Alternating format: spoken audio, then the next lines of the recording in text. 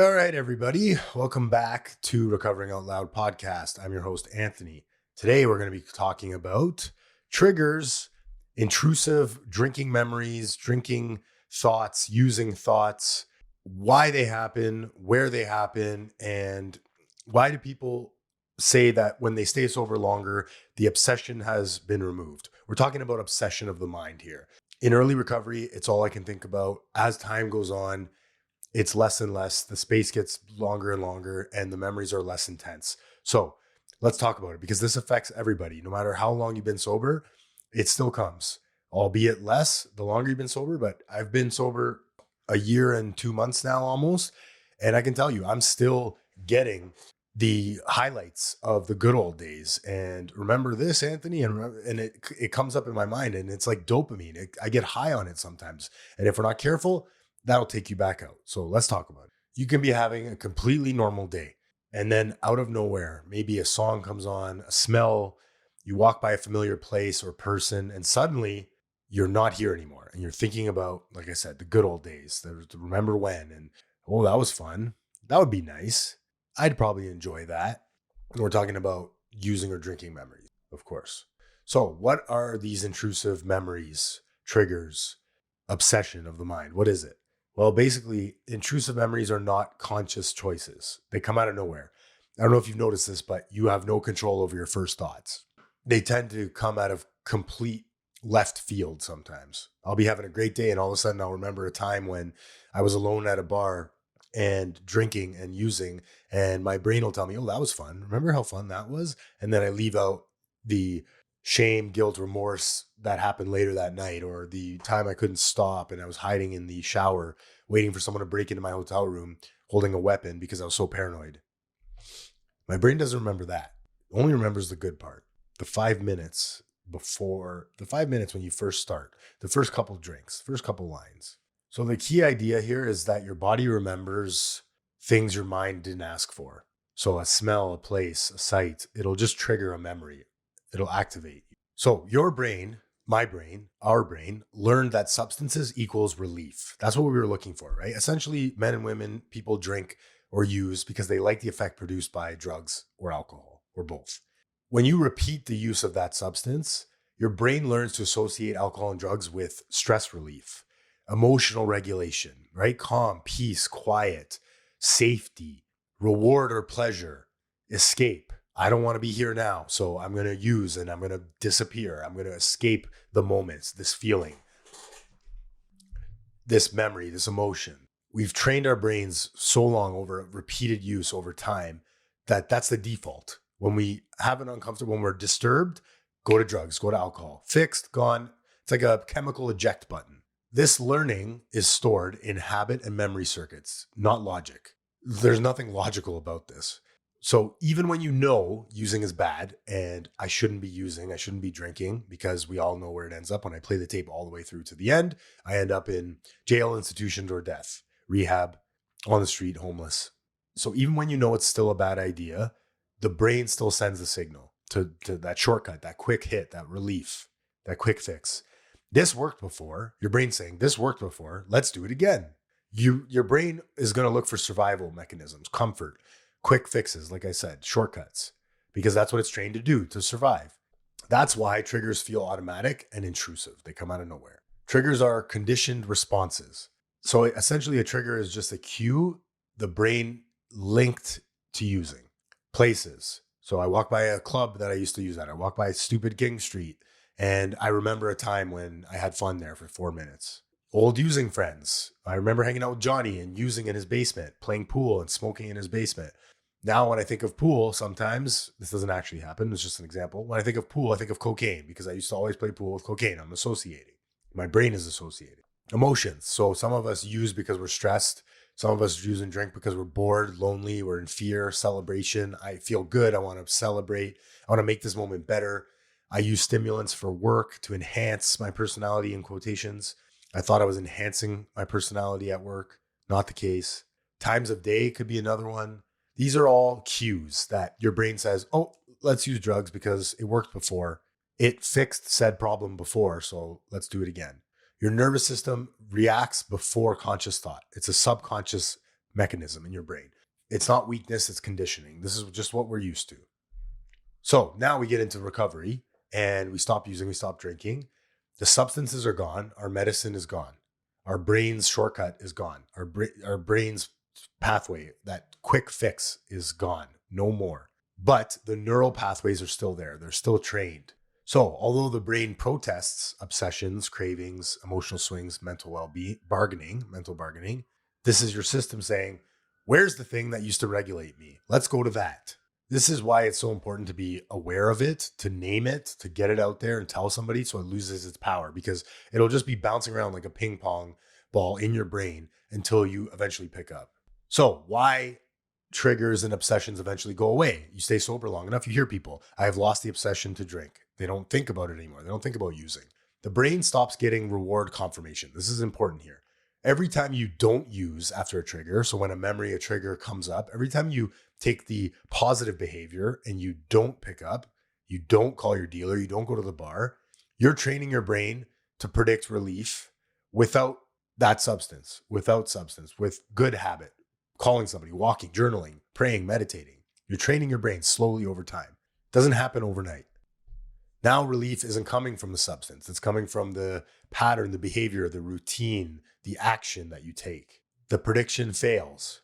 So over time, the brain updates. It's like an operating system. This cue no longer leads to reward. So this trigger no longer leads to reward. I'm going to stop sending him cues or sending her cues to use drugs, to fix it quickly.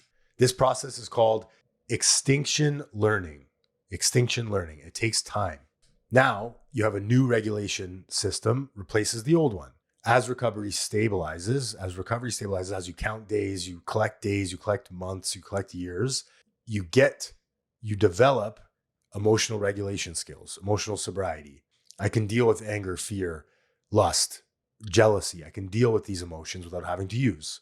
You develop social connection. I choose my friends over the bar, my sober friends over going to the bar. I choose my sober community going for coffee over going to the bar or grabbing or going to a club. It develops purpose and structure. Now I have a North Star. I have a direction.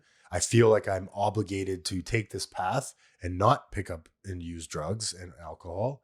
And stress tolerance. You develop stress tolerance. You learn how to handle situations which used to baffle you. Now the brain has other ways to get relief. You're building new pathways. And so when a need is met consistently, the obsession loses fuel. I'll say that again. It's important. When the need is met consistently, the obsession loses fuel. All behaviors are a result of unmet needs. Whether it's emotional regulation, like I said, or a disturbance, somebody pisses you off, or I don't have enough money, or I just got wronged at work, or somebody embarrassed me.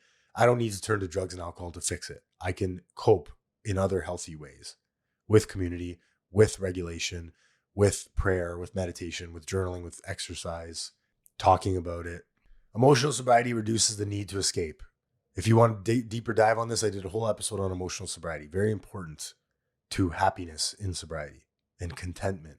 Many triggers aren't about substances, they're about unprocessed emotion. I'm not dealing with something, I'm pushing it down until it blows up in my face.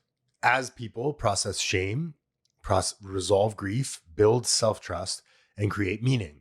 This is a recovery process. It's a process. It's done through actions, small actions every day. You're building trust with yourself. So now you're in a state of lower pressure because the internal pressure that created the obsession softens over time. Your brain is adapting.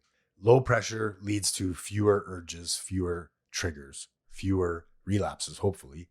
Now your brain is literally rewiring. It's not poetic, it's biological. Your dopamine systems stabilize. You were so used to being on high or low all the time. Your dopamine receptors are resetting, they're restabilizing. That steak that you used to enjoy before you used to get high and drunk now entices you. You can enjoy a sunset, you can enjoy a walk, you can enjoy the gym, running. You can enjoy the simple things in life that you used to not be able to enjoy. I remember for a long time, when I was in active addiction, I used to eat bags of chips and chocolate every night for dinner. That was my dinner. And then McDonald's if I had enough money. I couldn't find any joy in eating steak, chicken, healthy foods because there was no dopamine there. I needed candy, I needed sugar, I needed processed foods. Your prefrontal cortex control strengthens. The decision making, oh, I need this now. I need this quick fix. I only like high palatable foods. I only like drugs and alcohol to solve my problems. It's getting stronger, and you can make better decisions and take time and see the consequence in doing negative behaviors, picking up outside things. Your old pathways don't disappear. They just go quiet. That's why you hear people say often, I didn't fight the obsession. It just stopped showing up. It slipped away. The obsession was removed from me. You hear that a lot because people are doing the work. They're putting in the time. They're building new structure, new habits, new routines. They're calling people. They're reaching out. They're helping others. They're getting out of self. So why doesn't this happen overnight, and why that's okay? Triggers fade gradually, not linearly. Recovery is not linear, as if you haven't figured that out already. It's a gradual over time practice, action. Early recovery is loud, frequent, emotional. It's very intense. I remember 3 months into my recovery this time, I was thinking about using cocaine every single day. What did I do? I stuck with my habits. I stayed around sober people. I called my mentor when I thought about using. Every time I thought about it, I called him and told him, even though I didn't want to. Today, when it comes up, I talk about it. I laugh at it. I process it with people. That was crazy. I can't believe I just had a drinking dream or thought or memory. That sucked. Be honest with yourself. How did that end up that night? Play the tape all the way through to the end. Middle recovery is sort of quieter and situational. It happens here and there. That's kind of where I'm at right now, where it's still coming and I'm still getting these memories and I'm still getting dopamine from old drinking, using days. Fuck, I was going to have a shower earlier today and I had a memory pop up in my head of being in a hotel room alone doing coke. And it was like, oh, that was fun. Remember that? No, it wasn't fun at all. I was looking for the shadow people for hours after that.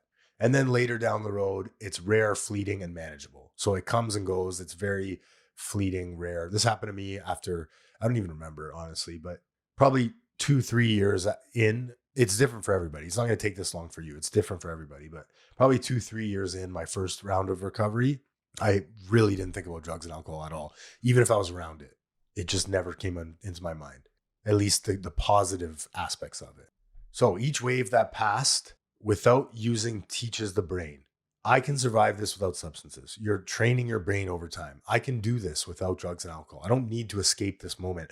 This too shall pass. Trouble always passes. Trouble never lasts. And that lesson sticks. That's real. That has depth and weight to it. It's not a quick fix. We're not about quick fixes here in recovery. Recovery is a marathon, not a sprint. It is daily training every day. You're rewiring your brain. Simple, not easy. So the key reframe here for you to take home is triggers don't mean you're failing.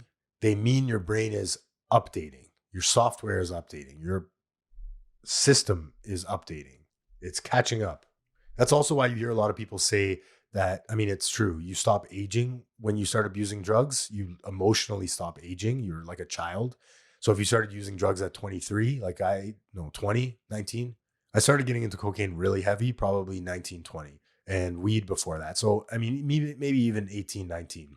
I stopped aging emotionally at that point. So when I came into recovery at 23, I had to rebuild those emotional skills so that didn't have to use drugs and I could build a life and not be a big baby crying and running around everywhere. That's why when you first come into recovery and you're newly sober, you're so emotional and you're so intense and people have a hard time handling you. Give yourself some grace. Patience is a virtue. So obsessions are not proof that you still want to use. They're proof your nervous system is still learning safety. Obsessions, I'll read that again. Obsessions aren't proof you want to use. They are proof your nervous system is still learning safety. Bottom line, people have triggers and obsessions because addiction is learned. It's a learned pattern over time. The brain seeks regulation and homeostasis. Cues were deeply reinforced when you were using and drinking. Negative thought, use drugs. Tough day at work, use drugs. Money problems, use drugs. Your brain has been so enmeshed with that pattern that it takes time to unlearn it and peel off the layers of the onion. So they go away because the learning loses reinforcement. You're building new habits. New coping replaces old relief. Emotional needs get met. You are meeting them healthily. The brain rewires through repetition. Putting in the reps is the only answer here. It doesn't happen overnight, and it's different timing for everybody. Recovery isn't about fighting urges or white knuckling it. It's about outgrowing them, and it takes time. Be patient. Give yourself grace. Do the best you can do today. And then tomorrow, do it again. Thank you again for being here with me. I love you all. Please follow, like, subscribe to the podcast. It helps me so, so much. I love you all. Have an amazing day. Recovery is simple, not easy.